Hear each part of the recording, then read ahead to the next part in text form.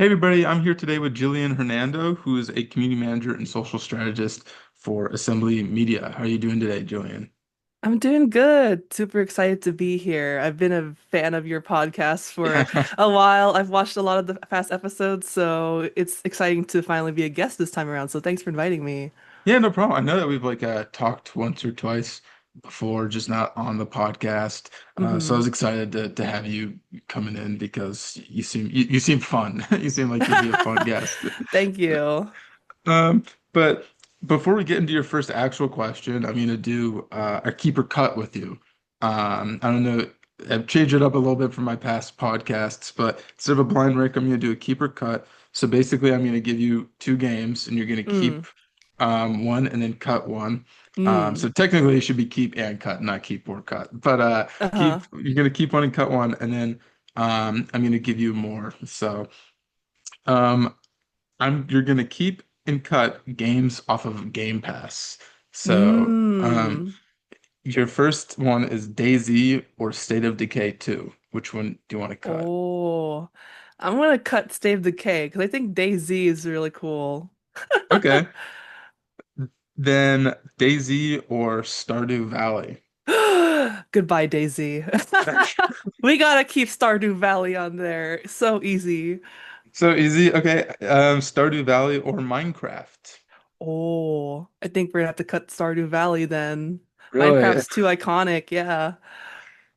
All right. Well, Minecraft or Halo the Master Chief Collection.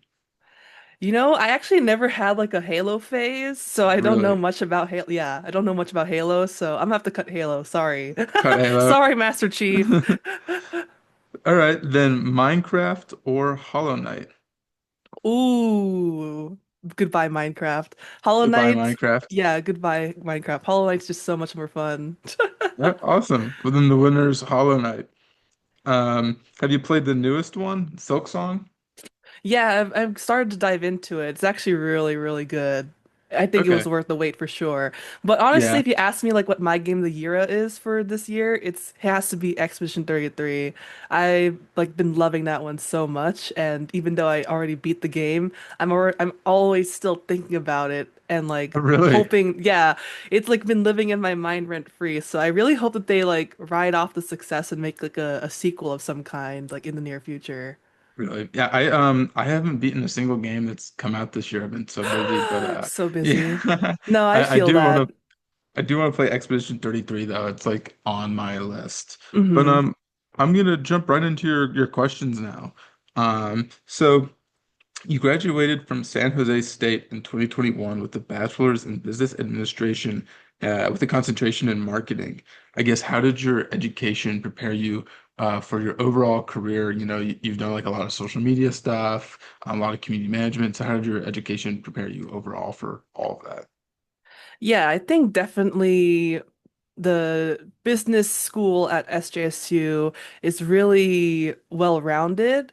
And so I really got a lot of exposure to a lot of like business sort of roles and different responsibilities. Like, even though my focus was in marketing, I still had exposure to like accounting, finance, strategy, even just like data analytics. So it really gave me like a well-rounded perspective so that when I was in the process of looking for jobs, I at least had like this foundational knowledge that could really set me up for like a lot of different roles in marketing, which I think is one of the strengths of the field in that it's so flexible. But I think what really helped me get my footing in social media and community management was actually like a combination of internships and also like volunteer or personal work. So for internships, I was fortunate enough to get a few internships in the technology space where I was doing like digital marketing and social media marketing, and working on those skills really helped me set me up for success in social media because you really get to learn about how to write great copy for social posts and like what makes for a good social post, how to really plan out a social media content calendar, and how to follow up with comments on your posts. So those internships were really helpful for me so that now that I'm working in social media and community management full time now, I have all of those background experiences to really pull from. Similarly, from volunteering, if you like look at my background, I've done a lot of volunteering in like gaming and esports, and that volunteering was kind of like an it helped accelerate my skills even further because not only was I doing the work in my day to day, but I was also, leaning into my passions and also developing like my social media expertise just by doing those volunteer projects. So I think those all really helped.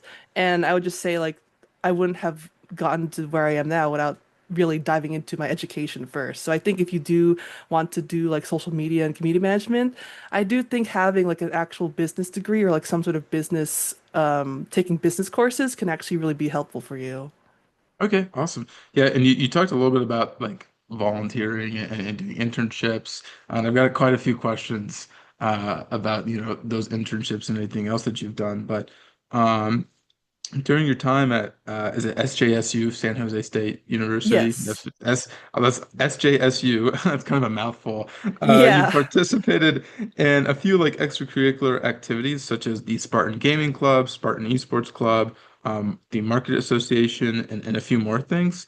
How did your involvement in these clubs and that marketing association help you kind of build out your resume and kickstart your career a little bit? Yeah.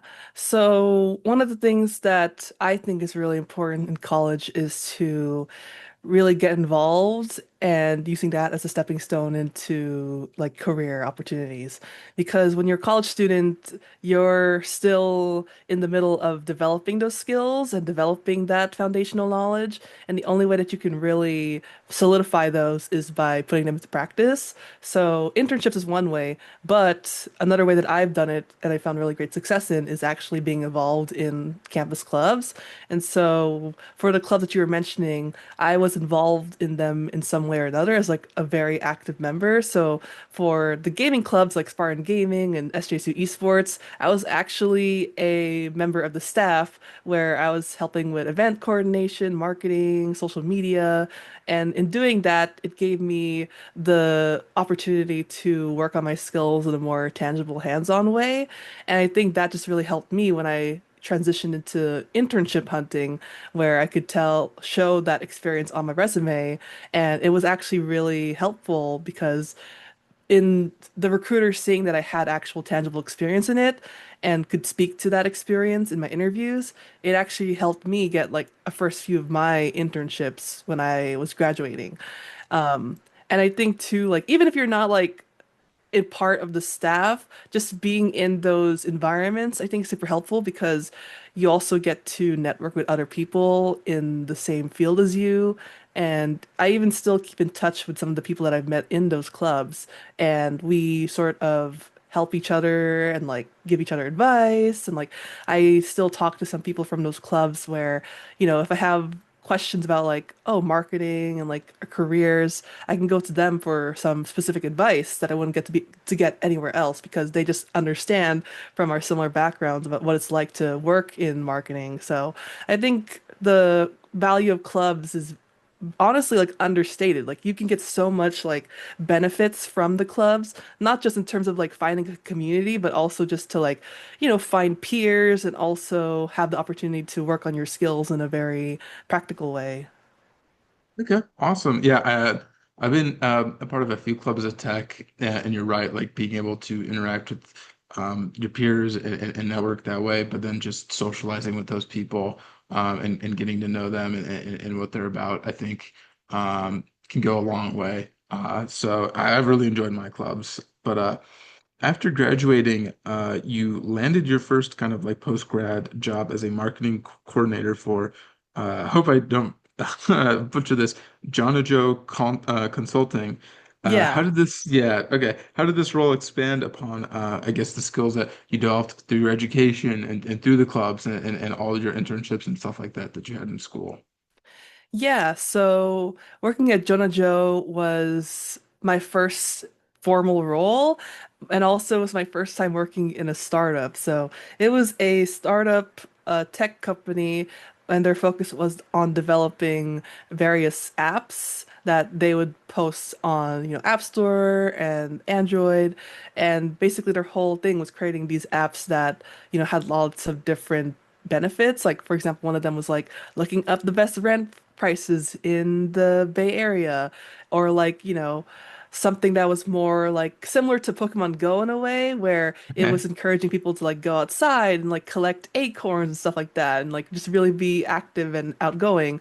So, in my role there, I was doing a handful of tasks actually. So, social media was one of the things that I did for them, like running all their social platforms and trying to understand like developing a content calendar mostly on my own, but I did have like a manager who like, oversaw me, and like she gave me like pointers on like, oh, like this, is a good post, and like, I would tweak the copy this way, or like have you considered like maybe switching the format of this from like it being just a graphic, but what about if we did like a poll to like enhance the engagement in that way? So for me, that internship was very like foundational, and that it had me working on a lot of like different skills and a lot of different like marketing tactics that I don't think any of my like past experiences have like really taught me. So I really do think that whole internship was very valuable because, and I think this is something that you'd say for like all your first roles, honestly, where it's like their first role is often one where there's a lot of things to learn. And, I think being like a fresh graduate at the time, it's also like very nerve-wracking as well because this is your first time like navigating like a first formal like corporate job. And so I had like a lot of like, things to learn, not just like my skills, but also like how to conduct myself in the workplace and like how to be like professional, how to show up for myself. And so that role honestly like really was helpful for me because I still think about the sort of lessons that I've learned from working in that company, and I try to like bring it to me and like not just like my past roles but also where I work at now, where it went from like startup team which is like very small, and now I'm working at like a very big corporation. um but I think having that experience working on a smaller team has taught me how to be a lot more like scrappy and a lot more independent. And so I think that's just really helped me show up really strongly in like my current role. So definitely Awesome. think it's really helpful. So it was like a step up, not just in what you were doing, but just the environment that you were in as well. Yeah. Yeah, yeah. All right. Well, in May of 2022, you started volunteering for Risen Esports as a social media manager. Hmm. How did it feel? You worked in the consulting role, but that was tech. This is your first kind of, I guess, post-grad video game related social media thing that you were doing. Yeah. How did it feel to work in your first video game, I guess, related role? Yeah. It was really just like a surreal experience because, when I graduated from college, I was like really interested in working in games, but since I had graduated, it was a lot harder to, apply for internships at game companies and things like that. And so I was kind of grasping on like, what can I do to sort of make this shift? And one of the things that I've heard from like people that I was like chatting with and like networking with for like industry professionals, one of the things they pointed out to me was like volunteering could be a way for me to showcase my passion for games and also just like get more experience in it. So I was kind of assessing what I was like interested in most at the time. And during that time, I was really interested in esports. And so I was like looking in the esports community if there's like any opportunities for me to, volunteer and get that experience. And so that's how I discovered Risen Esports because they're like one of the more notable, like independent community run tournaments for League of Legends specifically. So, there's no affiliation with Riot whatsoever, but they have been doing these tournaments for like multiple years. And I just so happened to see that they were posting that, oh, they're looking for volunteers to help manage their socials and stuff. So immediately I like, raised my hand because I'm a big League of Legends fan. And right away I had like a really awesome like call with, their managing director. And so right away he was like, yeah, go ahead, you can join us. Like we'd love to have you on board. And so, me who, at that point was, doing a lot of social media at Jonah Joe and also had some of my background in school through all the clubs, I felt like I had like some good knowledge coming into it where like I know how to write copy, I know how to like plan things out for like the social media calendar. And so I really was able to take those skills to Risen and, managed to have some really great posts that also like just popped off. I think one of the things that they were really lacking was just like not just the consistency of content, but also just like how do they promote like their tournaments? How do they promote like them as like a tournament organizer? So I used like a lot of like Canva templates and like really working my way around that to like make like promotional posters and like memes. And so a lot of those posts actually performed quite well. And one of them actually got like over like 150 likes on their Twitter account, which to them at the time was like one of the first time like a post on Twitter had like popped off that way.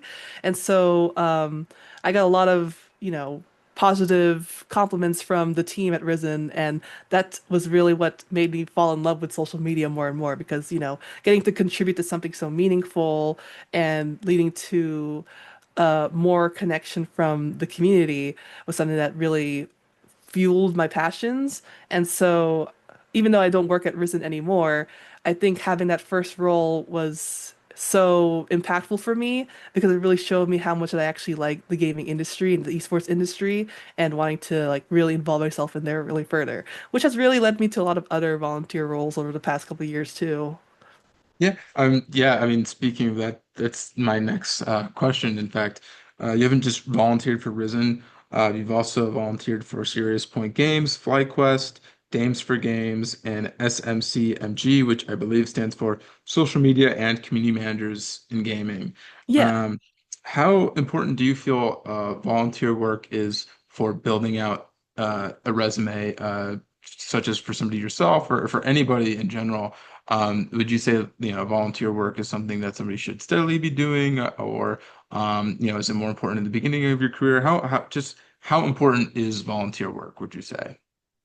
I think it's really helpful, especially if you're someone like me who's working in an outside industry, working like volunteering your time when you're able to is, I think, such a big defining factor, like especially if you're applying for like gaming jobs. Because speaking from personal experience, a lot of the interviews I've gotten in the past few years was because I was able to put that gaming volunteering experience on my resume.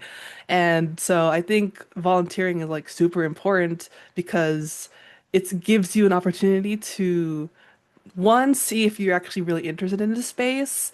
Two, see if the role that you're volunteering for is actually something you want to do professionally. And then three, you get to build up meaningful experience in a space that you might love.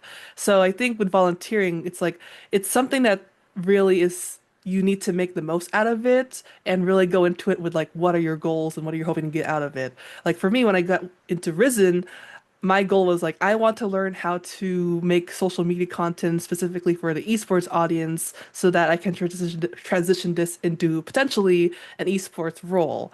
And so from Resin, I got to work with a lot of other like volunteer opportunities in esports, and then that ultimately led me to FlyQuest, which is like one of the most notable North American esports organizations competing in League of Legends, where I was able to you know, show their team that I was still really involved in the esports community and how I wanted to, volunteer for them and like sort of help be one of their like not like brand ambassadors, but like someone to help them manage their community and like, make it a fun place for the FlyQuest fans. And so they were able to trust me more easily because I was able to show that like, oh, she's involved in esports and she's been doing this for a while. So she's very familiar with the League of Legends community and like we can definitely see that she's passionate about this. Let's bring her on board as like a volunteer.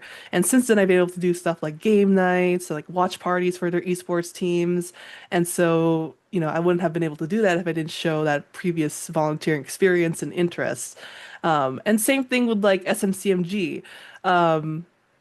Even though it's like a volunteer role, what I wanted to get out of it was like, I want to learn how to, create meaningful resources for fellow social media managers in gaming. I want to network. I want to create a more like positive space in gaming industry. And so with that being like my guiding principle, it's drove me to like put on good events and like communicate with our members and like help them with like their, job seeking and like reviewing their resumes just to help them out in their careers. So with volunteering, it's like you have to just go into it with a goal and to always be working towards that goal. Because with volunteering, it could be like, a time sink. And oftentimes, if you're busy with other stuff, sometimes the volunteering could, go to the wayside. So I think if you just have a goal in mind, it'll just help you keep things into perspective and really help you, turn that volunteering experience into something that's really worthwhile. Okay. With your experience in Risen and FlyQuest, you said those are both esports organizations. If when if you enter gaming, is esports like your top thing that you want to do in the gaming industry, or are you just interested in esports in general? If you asked me that like 2 years ago, I would definitely say yes. But even though I like esports a lot, still, I think my shift has been towards just the gaming industry as a whole now. I still love Okay. esports like with all my heart. But I think in terms of what I want my career to be in the future, I would love to, either work at a publisher or like a studio and work more on their marketing campaigns because I think where I see myself in the future of my career is being one of the people who help launch a game, from start to finish and get a lot of people to play those games on behalf of these, game companies. I think I would really love to, be a part of that. Okay. Do you have like a dream publisher or company or anything like that? Right now, I would love to work for Riot Games, obviously because I'm a Okay. big League of Legends fan. But I'm also really interested in, potentially working at indie publishers as well. One of the ones that I'm really interested in right now is Akupara Games. They're like an indie games publisher that's been in the space for a couple of years now. But what I really like about them is like, one, I think their game library is like really diverse and like has a lot of really interesting titles that I've played and I really enjoy. But also just from like talking with like their some of their employees, they seem to have a really great culture going on over there that I just like feel like would mesh well with like my personal values. So would love to work with them too. But I think number one right now for me is Riot for sure.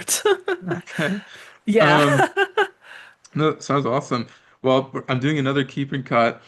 Um, and these are keep and cut esports games. And Oh. based on the conversation that we've had so far, I feel like I already know who the winner is going to be. But Lay it on so me. your first option is keep and cut Valorant versus League. Goodbye, Valorant. Okay. League or Dota 2? Goodbye, Dota 2. League or CS:GO? Goodbye, CSGO. Do I even need to finish? Okay. League or StarCraft 2? Goodbye, StarCraft 2. I have never played that game before. Really? I played a little Nah. bit of it. League or Super Smash Bros. Ultimate? Oh. I'm still gonna give it to League because I think Smash has Okay. kind of been like quieting down a bit, at least from my perspective. Are you a big League fan yourself? Oh yeah, I've been playing for like over 10 years now and like it's still like one of my favorite esports to watch, especially now that like their big international tournament is coming up in a few months. So that's going to be super duper exciting to watch because like literally all the best teams in the world come together and like people as like the tournament progresses, you really get to see like the most talented people like compete against each other and like the games end up being super like super fast paced and like super Yeah. crazy. So like it's gonna be super fun to watch. Do you have like a favorite team or anything like that?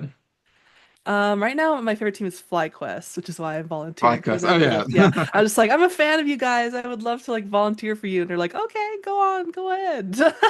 Uh, do you have a main, like a main that you play whenever you play League, like a main character? Right now I'm playing a lot of Ash. She's like if you know Dota 2, like the Frost Ranger, she's basically like that. Okay. She has like ice attacks. She can like fire a big arrow of ice that like stuns the first target it hits. Yeah, she's really cool. I like playing her a lot. Being a big League fan and I guess volunteering for FlyQuest, Have you seen Arcane? What are your thoughts on Arcane? I am so obsessed with Arcane. You don't even know. Like I have so many like posters and like dude, my literal phone case right now. I don't know if I can like show it here It's from like like blurred in with it's like a the blurred background. yeah. Yeah. I'll probably like share a picture with you and you can put it on the screen on the VOD, but Okay. like it's basically like you know Casetify, the company Casetify? I think I've heard of them, I believe. Yeah, they basically just make phone cases and they do a lot of collabs. So they did like an Arcane collab. So I got the case that has Caitlyn on the back. It's like because Caitlyn's Okay. my favorite character. Cool. I have yet to watch Arcane, but I've heard a lot of good Oh my things about God. it. Please And watch it. yeah, we will. I will. I'm sorry. Oh, I We can watch will. it with you together if you want. We can do a watch party. You're just gonna Uh, hear me like screaming about Caitlyn and Vibe. Like, oh my yeah. God. I think I meant like when I say we will, whenever I watch shows, it's me, my fiance, and a friend of mine. Mm-hmm. I don't watch anything on my own anymore, so it's always the Mm. three of us. So I think that's why I said we will because we're always all three of us are watching That's stuff. so cute. And our friend actually loves Arcane. He's been suggesting it Oh. to us, so I'll probably watch it with him soon. But next question. From October 2022 to March of 2023, and then again from August 2023 to September 2023, you worked for Queer Women of Esports in a few roles. You know, one of the big, I guess, things that you guys pushed for was inclusivity in games. You know, how did it feel working for an organization that pushed such a, I guess, important message such as that? Yeah. Just to like give a bit more background, I got involved with Queer Women of Esports through their mentorship program initially, which is basically they pair you up like interested mentees with people in the esports industry that, you know, work in the sort of roles that you're most interested in. So for me, I was really interested in learning more about esports marketing. And so in the mentorship, they paired me up with the esports director. I think she was the esports director at the time of Full Sail University. So she was in, you know, the collegiate esports space, but she had a lot of like experience with like, you know, promoting her team across the university and also to people outside of the university and, you know, getting to also be involved in like events. So that's like diving into the events marketing. And so for the purpose of the mentorship, you know, we could meet with our mentors like, you know, once a month, but also we were tasked by the program to develop a like sort of potential project or like capstone project where essentially Okay. we'd work with our mentor to work on a project that we felt would be very meaningful to the esports community.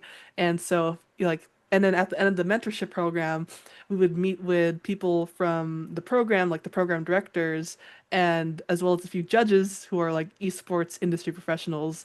And so everyone would present their projects, and then people who got like first place, second place, or third place would get like an award basically.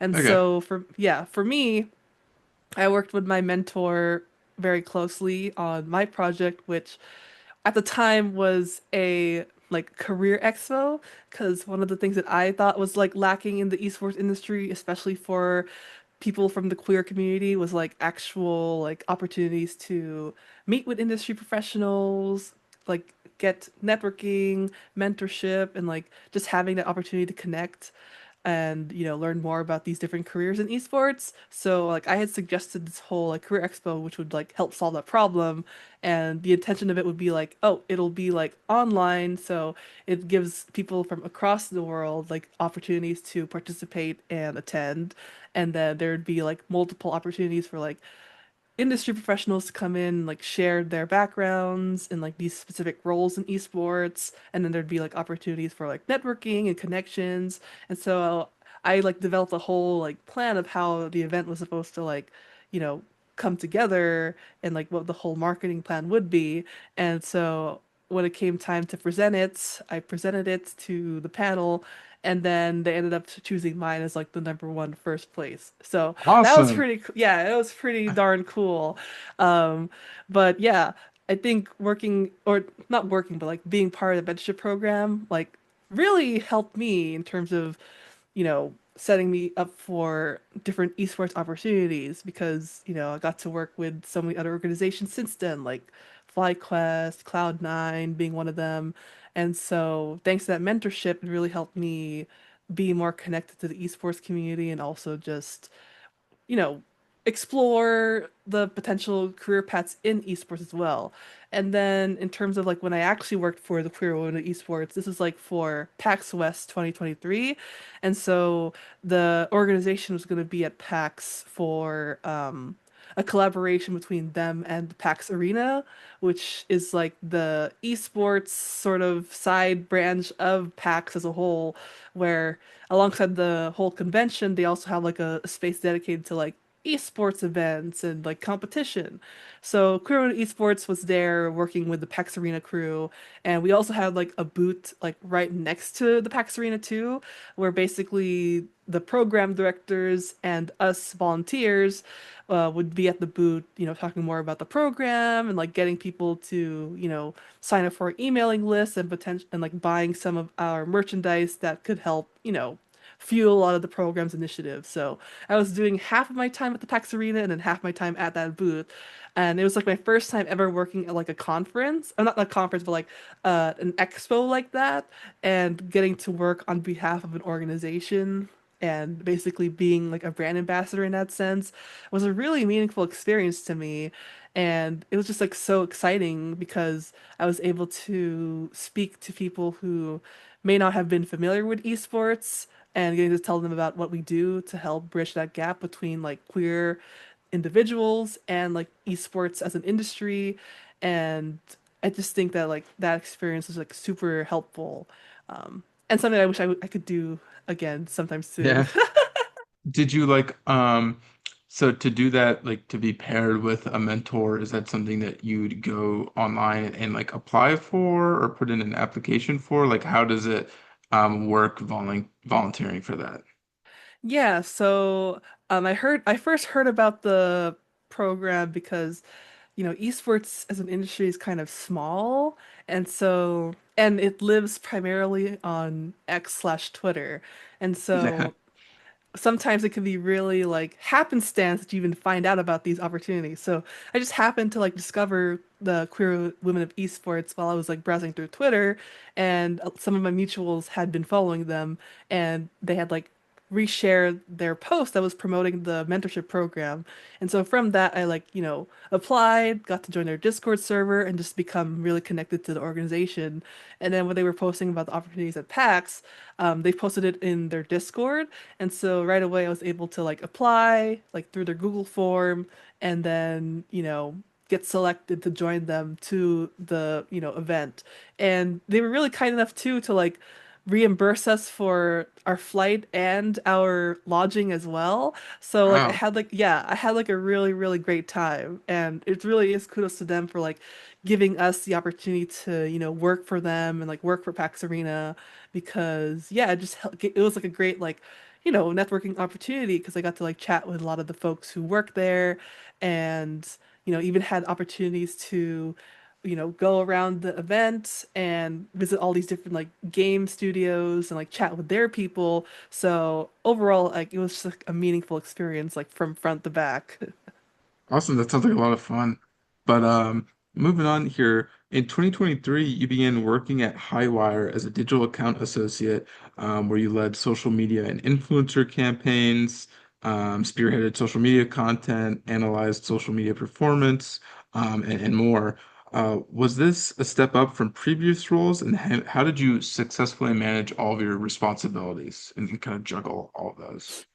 Yeah, so it really was like a step up from my past roles because it was my first time working at an agency.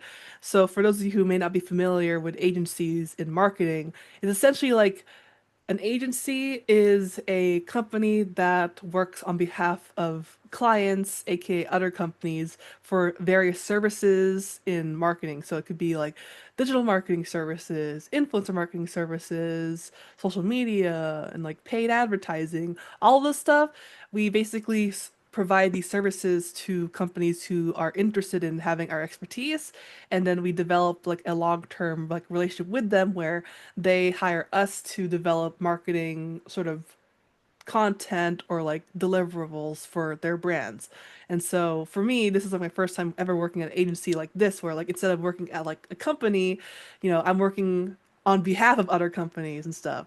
And so it was really like a fast-paced like environment. And throughout my time there, I was working for up to like four different clients at a time, on different skills ranging from like developing their social media content and strategies to working on those influencer marketing campaigns or even doing like paid digital marketing like Google Ads and Google Analytics. And so it was a role where I was like really diving into a lot of different tasks and responsibilities right away and having to like navigate those, keep myself, organized and like hitting my deadlines consistently, was honestly something that I had to like learn. Because if there's one thing you need to know about me is that sometimes I can be someone who works off of my vibes a lot of the time. So in this role, I really had to like yield to structure and put in like Yeah. systems in place that like work for me to be more organized.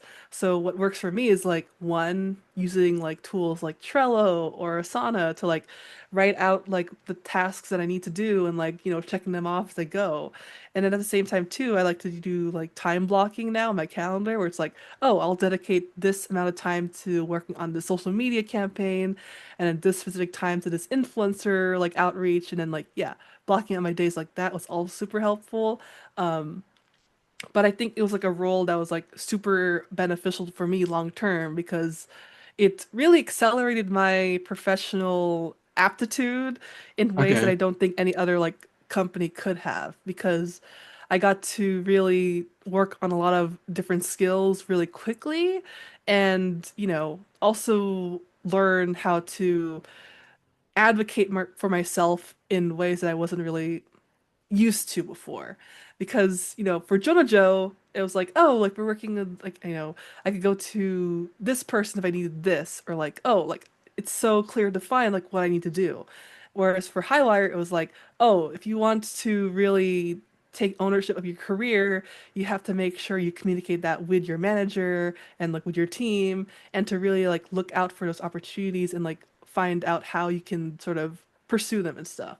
So, for example, like a high wire, one of the things that I was really struggling with is like how to speak with clients, because deep down I am like really introverted, so having to like speak with like people outside of like my team can be really like nerve-wracking sometimes, especially if it's like we're presenting like a campaign brief to the client and stuff and like I have to present to them. I would get like so nervous. And so I would like go to my manager and like ask her for advice on like how to, present myself and like how to sound more confident. And through her mentorship, it really helped me like show up more strongly in the workplace in ways that I haven't really been able to before in like my past experiences.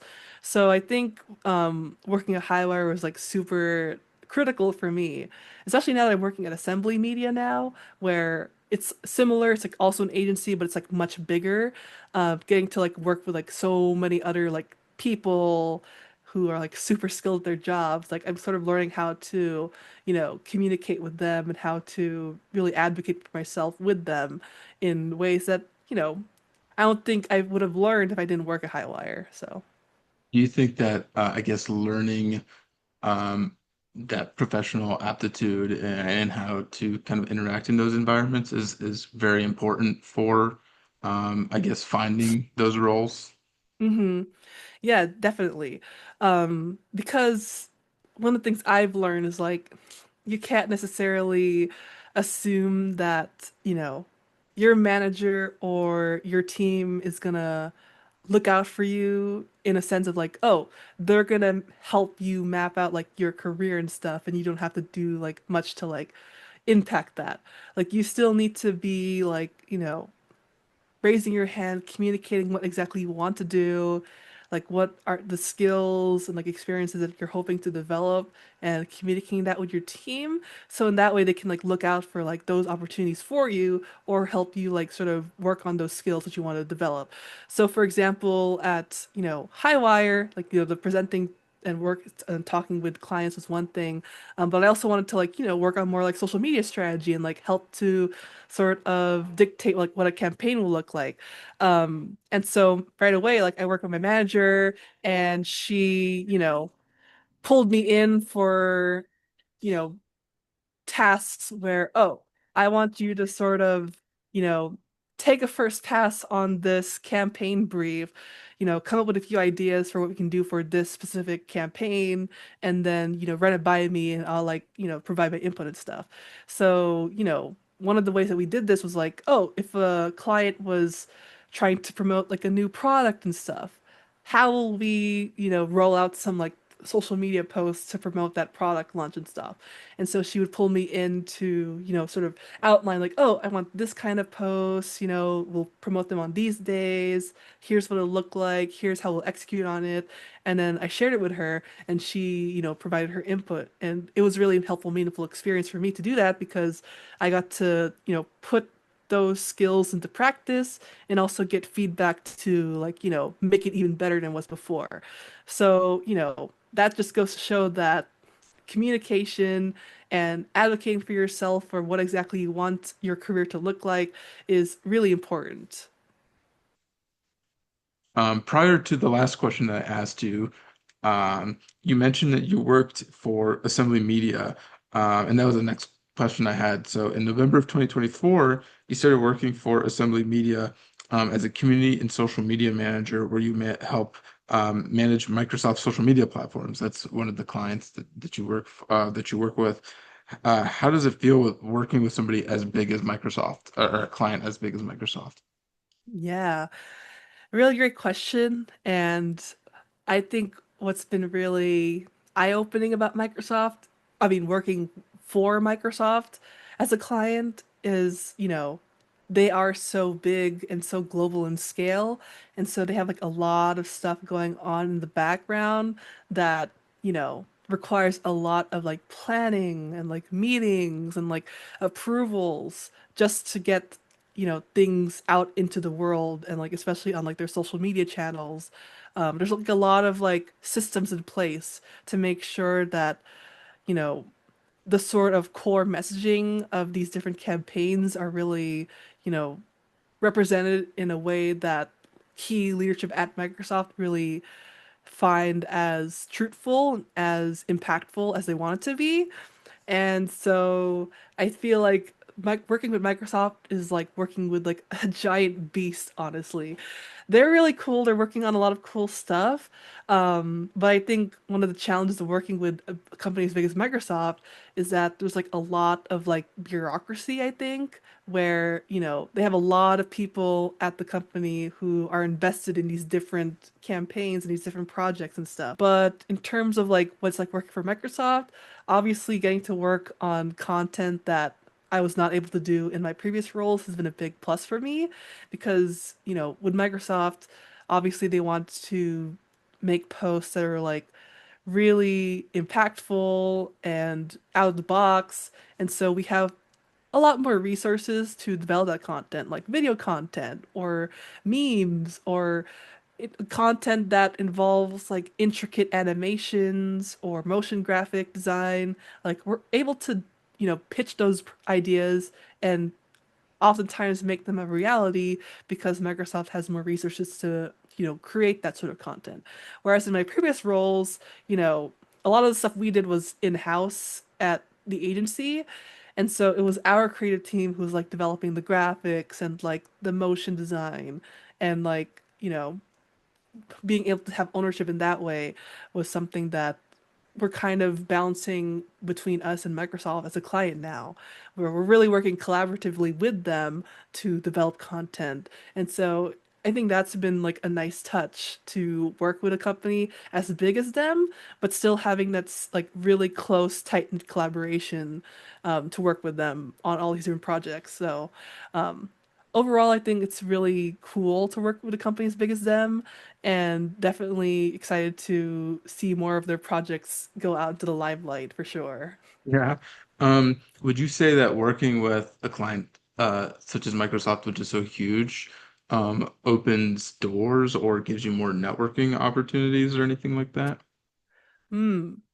I would say it's definitely been really helpful to work with a brand as big as Microsoft.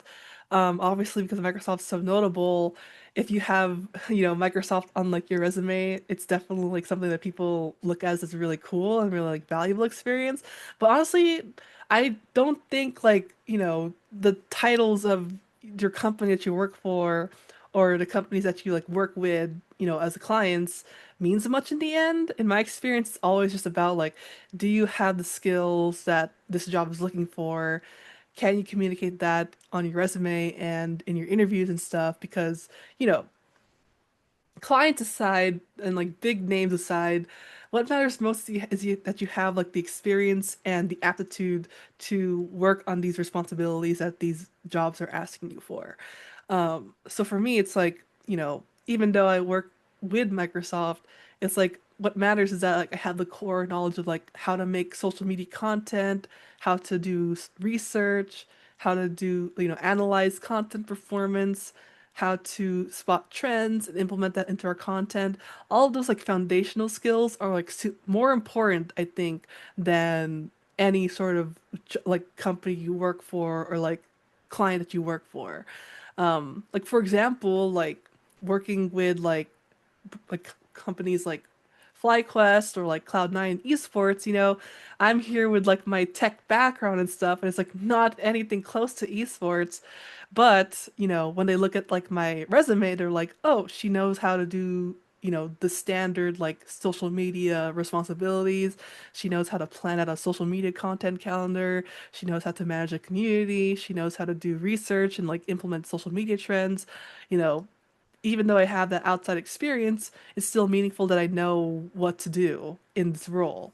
So I think, just to answer your question, I think like, sure, having the brand like Microsoft can be meaningful, but it's more important just to have like the skills that are important for your job function and actually having like the sort of hard data to back up the impact that you've made in those roles. Okay. Um, Great answer.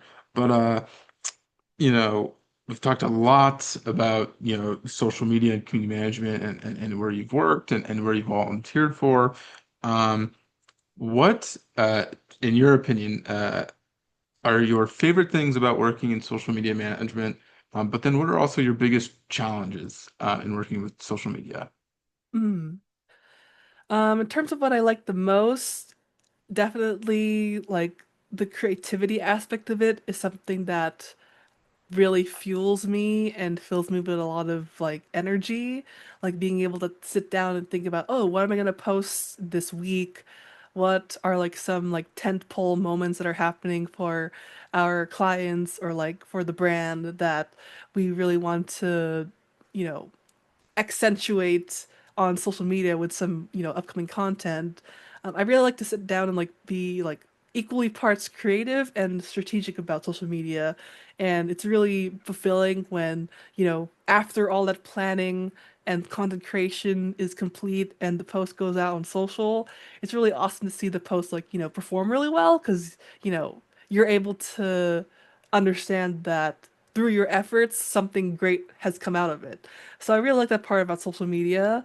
I think also like social media, even though we're like making content on behalf of the brand, it's really awesome still just to like see like communities who are very passionate about your brand and then being able to, communicate with them from like the brand's handles and stuff. Like, as a community manager for Microsoft, I'm like in charge of responding to comments and like responding to community posts that tag the Microsoft handles and, give acknowledgement to these different people in the community, like liking their posts, leaving a comment, maybe even resharing them on our handles too sometimes. And to see them respond really positively to that really makes me, feel fulfilled because it goes to show how much like even just a simple acknowledgement from the brand account can really make someone's day and like almost accentuate their positive feelings about your brand, which I really like. And then also I think with social media, it's like working in this field, like there's never a boring day, which is really fun to me. Like I feel like my day is always like ever changing because, you have to keep up with trends, you have to keep up with new platforms, you have to keep up with like conversations going on online, and having to figure out how to participate in those conversations in a meaningful way that's like also on brand for your brand that you're working for, is a really fun and invigorating challenge for me. So I like that idea too.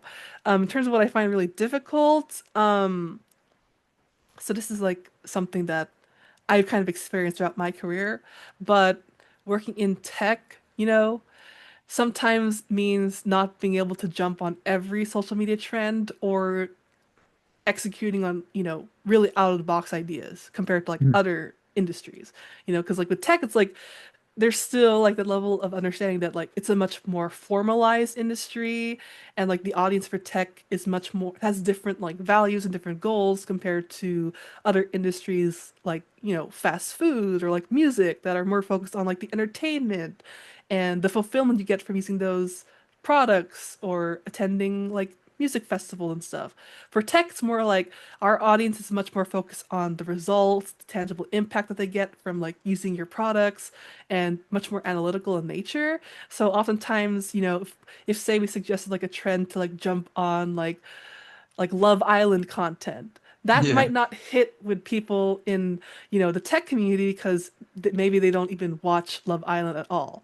So I do kind of wish I could, join more pop cultural conversations and to create more content that like makes fun of more pop cultural conversations, because I think those sort of posts are like super funny and engaging and something that I really vibe with. So I would love at some point in my career to be able to work in a role where I could really dive headfirst into those conversations and just like make content around those, because I think it would just be really fun.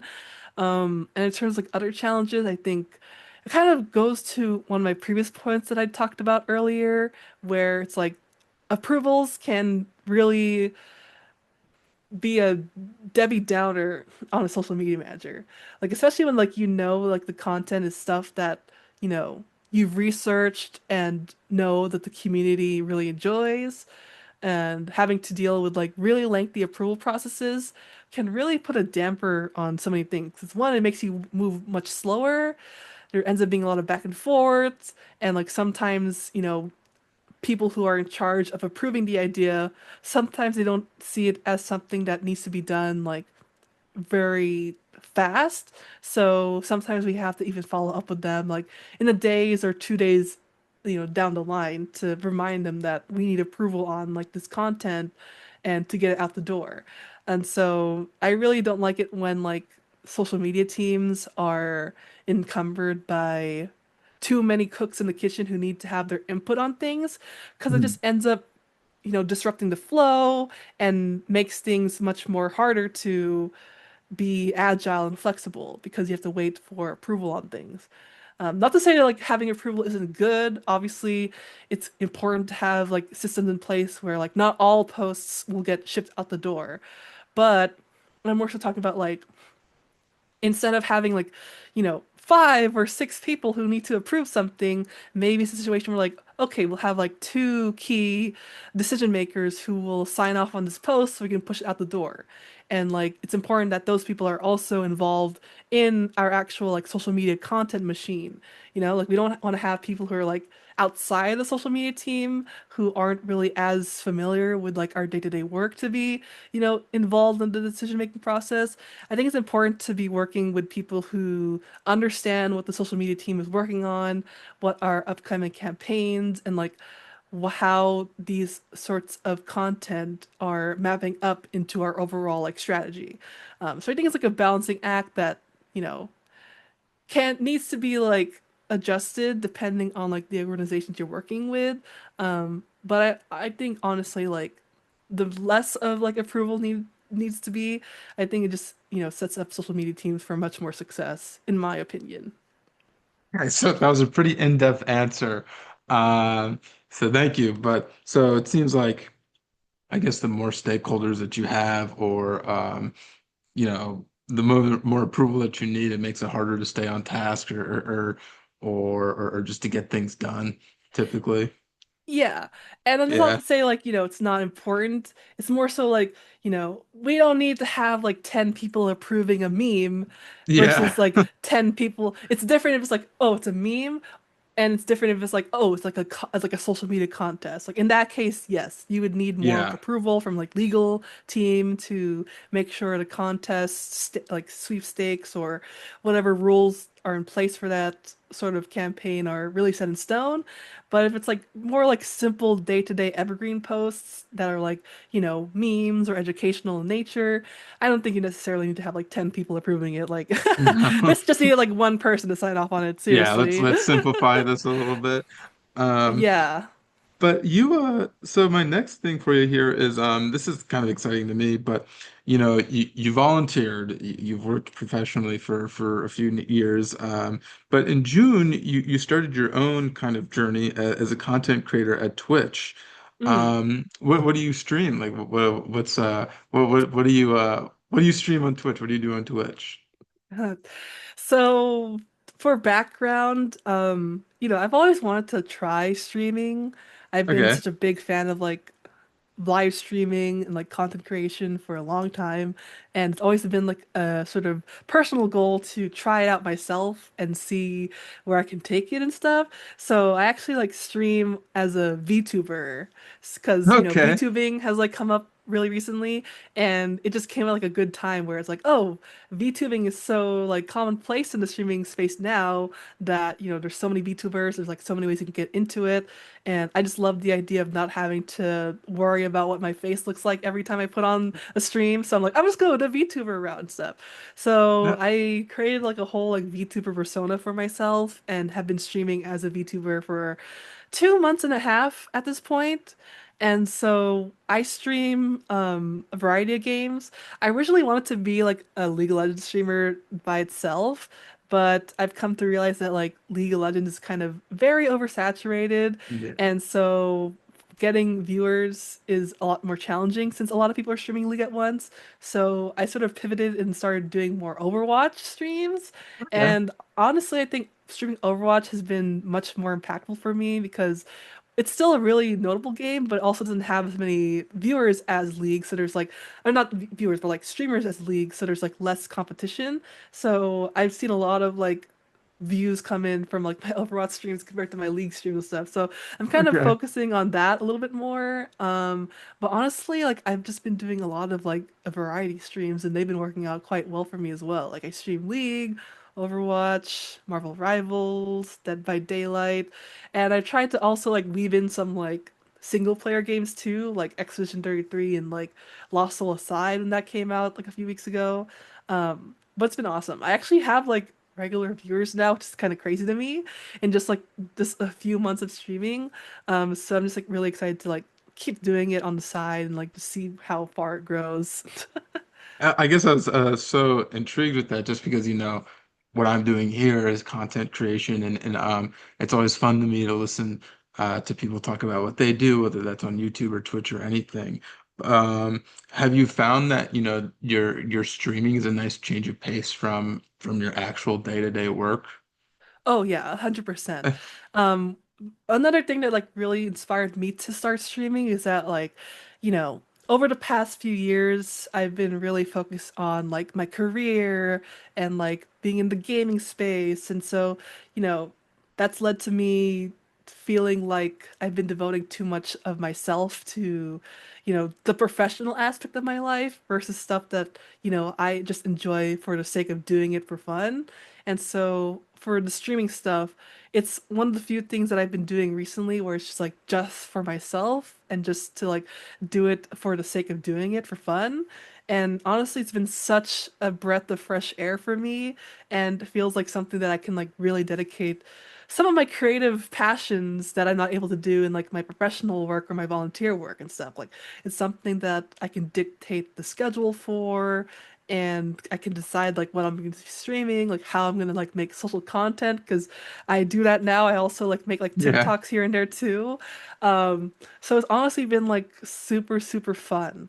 And definitely if you ever wanted to be a streamer, I think it's just about starting it and just like seeing where it goes and not trying to, you know, have too much lofty goals for yourself. For me, I'm just like focusing on how I can make my streams better every day that I stream and like what I can do to like make sure it's a meaningful place for people to hang out at.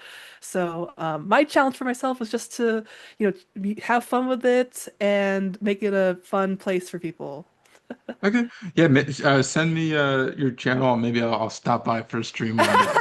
Sure, sure. I I'll don't send it to you.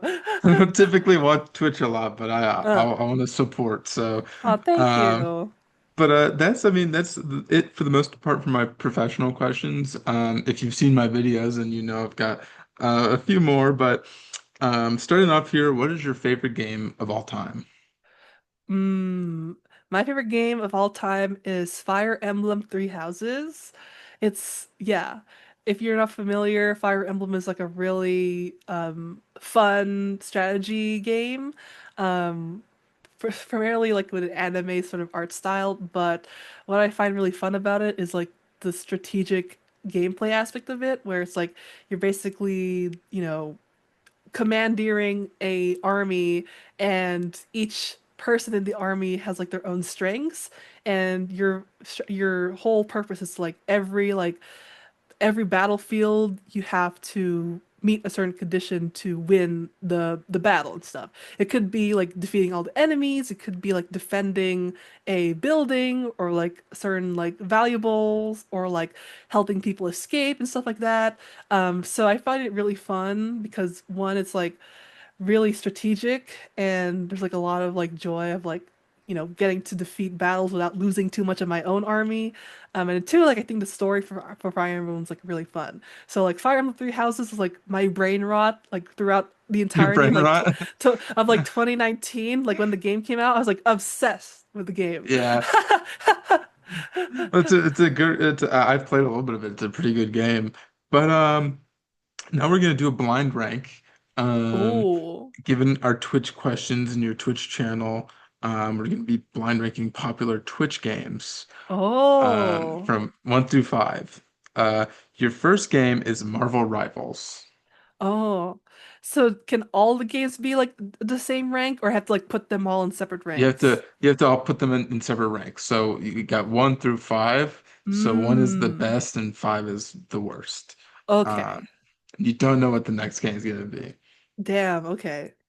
Um, I'm gonna put, and this is like in terms of like like from watching them or playing them on stream. A little bit of both, A little like bit how of fun both. you'd have watching them, and then maybe just how you enjoy them as a game in general. Okay. In that case, I'll put Marvel Rivals as three Three. because, playing it, I think it's really fun. Watching it though, I just think it's kind of like hard to keep track of sometimes, for me at least. So Yeah. sometimes I'm watching like a Marvel Rivals stream and I'm just like have to like just go to a different like tab because it's like there's just so much going on and it's just like so overwhelming for me. So I'll put it at three. I'll put it at three. The next one is not so much like a huge game on Twitch all the time, but Mm. it's big now since it just came out. So Mm. Borderlands 4. Oh. Hmm. I haven't seen any like Borderlands 4 content just yet. Yeah, So I feel like I have to put it at five because I have not watched the Borderlands 4 gameplay just yet. I'm sure makes it's a sense. really great game, but like for now it's like an unknown to me, so put it at five. GTA 5. Oh, I think I'll put that at a two. Yeah, 2. that deserves a two for sure. Okay. I like, have you seen the GTA 5 like role play Yeah, servers? yeah. Those are always funny to me. It's so funny, yeah. Uh the Fortnite. Oh, damn. I only have one and I only have what, five now? Oh You no, I got put one and one four. and four. Hmm. I'm gonna put Fortnite at four. I hope number Four. one is League of Legends, but like Fortnite at four because, and I'm not just saying that because it has four in it, kind of, but like I just never really enjoyed watching Fortnite, honestly. Like No, it's like fun to play, but like watching it's just like, eh. it I don't is like what it battle is. royales. Yeah. Yeah. Unfortunately, League is not the last one. Because I didn't want to put League in two separate like of Yeah, these. yeah. So your number one game is Rocket League. What? You know what? That's totally fine. I think that's fine. That's I think fine. Rocket League's pretty fun. Yeah. I Okay. think Rocket League's a really cute game. Not sure if you played Rematch yet, but like I have also really enjoyed watching like Rematch streams because like sometimes it can be really funny, like especially seeing the reactions of like people who are Yeah. like playing at a party. It's like yelling at each other. So yeah, Rocket League is cute. I like Rocket League streams once in a while. Okay. I'm fine with that. Put it number Yeah. one. Well, I guess yeah, I mean as long as you're happy with it. Usually people aren't too happy with their number ones. Um Rocket but League's okay. I think Rocket League would be good for first place. that's it for my questions. Thank you so much for joining me today. You've been a great guest. You've had really, really good answers, Oh, really thank in-depth you. answers. But do you have anything else that you'd like to say or add before we head off here? Sure. Um, to all the people out there who, are chasing your dreams, or that be like professionally or, maybe just like through your personal projects and things like that. I would just say to never lose hope and always go back to why you're pursuing this dream in the first place. Like for me, there's been like a lot of like self-doubt that's crept into my mind in terms of like, oh, am I good enough for this thing? Or like, am I doing the right thing? Like, did I, am I pursuing the right opportunities and things like that? Sometimes that self-doubt comes to my mind, but at the end of the day, you're in the exact place where you're meant to be at this moment, and the good things will come as long as you keep showing up for yourself and never losing hope. So, if you have specific goals in your mind that you want to fulfill, I would just say to always keep that at the forefront and know that you have the capabilities and the potential to achieve your dreams, whatever they may be. So, don't lose hope, keep trying. Despite the setbacks, you got this, and I'm rooting for you and everyone else. So, that's my final Awesome. words. Great answer. Well, everybody, this was Gillian Hernando. Thank you so much for coming on. Thank you. Super awesome.